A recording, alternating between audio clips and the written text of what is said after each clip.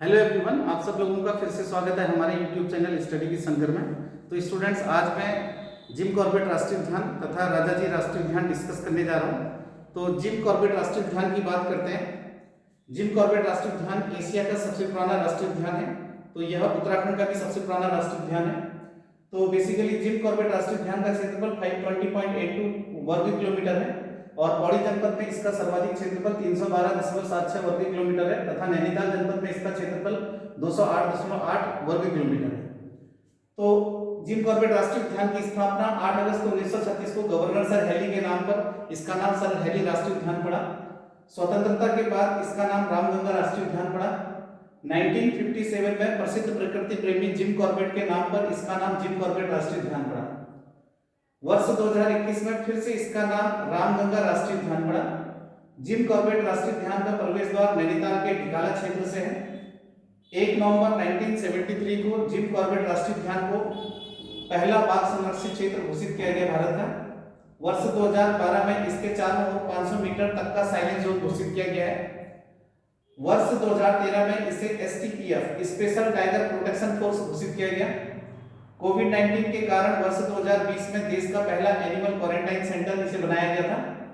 Jim Corbett राष्ट्रीय उद्यान के मध्य में पाटलिपुत्र स्थित है और कॉर्बेट वाटरफॉल भी इसी राष्ट्रीय उद्यान में है तथा पश्चिमी रामगंगा नदी भी इसी के मध्य से होकर बहती है। उत्तराखंड में सर्वाधिक पर्यटक जिम कॉर्बेट राष्ट्रीय उद्यान में आते हैं और दूसरे नंबर पर सर्वाधिक पर्यटक राजाजी में आते हैं। तीसरे नंबर पर सर्वाधिक पर्यटक फूलों की घाटी में आते हैं। यहाँ पर शेरों की संख्या में निरंतर वृद्धि हुई है। इस राष्ट्रीय उद्यान में 3 प्रमुख जोन है। पहला जोन सीतामढ़ी जोन, दूसरा ढिकाला जोन, तीसरा दुर्गावती जोन। सीतामढ़ी जोन में सर्वाधिक पर्यटक आते हैं जिम कॉर्बेट राष्ट्रीय उद्यान में। ढिकाला जोन में रात्रि में विश्राम होता है और दुर्गावती जोन में सर्वाधिक पक्षी आते हैं, जबकि ये सर्वाधिक पक्षियों के लिए फेमस है दुर्गावती जोन। तो अब हम बात करते हैं राजाजी राष्ट्रीय उद्यान की। राजाजी राष्ट्रीय उद्यान की स्थापना 1983 में देहरादून, पौड़ी और हरिद्वार जनपद, तीनों जनपदों में इसका क्षेत्रफल पड़ता है और यह उत्तराखंड का दूसरा सबसे बड़ा राष्ट्रीय उद्यान है। राजाजी राष्ट्रीय उद्यान का क्षेत्रफल 820.42 वर्ग किलोमीटर है और इसका मुख्यालय का है देहरादून में। तो यह राज्य राष्ट्रीय उद्यान सर्वाधिक हाथियों के लिए प्रसिद्ध है।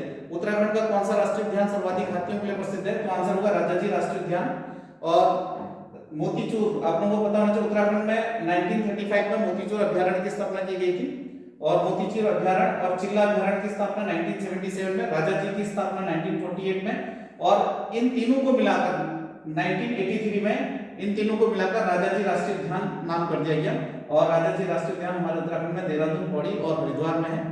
तो ये थे हमारे उत्तराखंड के 2 प्रमुख राष्ट्रीय उद्यान, कॉर्बेट राष्ट्रीय उद्यान तथा राजाजी राष्ट्रीय उद्यान। तो स्टूडेंट्स, आज के लिए इतना ही रखते हैं। Thank you so much. मेरे चैनल को लाइक, शेयर एंड सब्सक्राइब जरूर करें।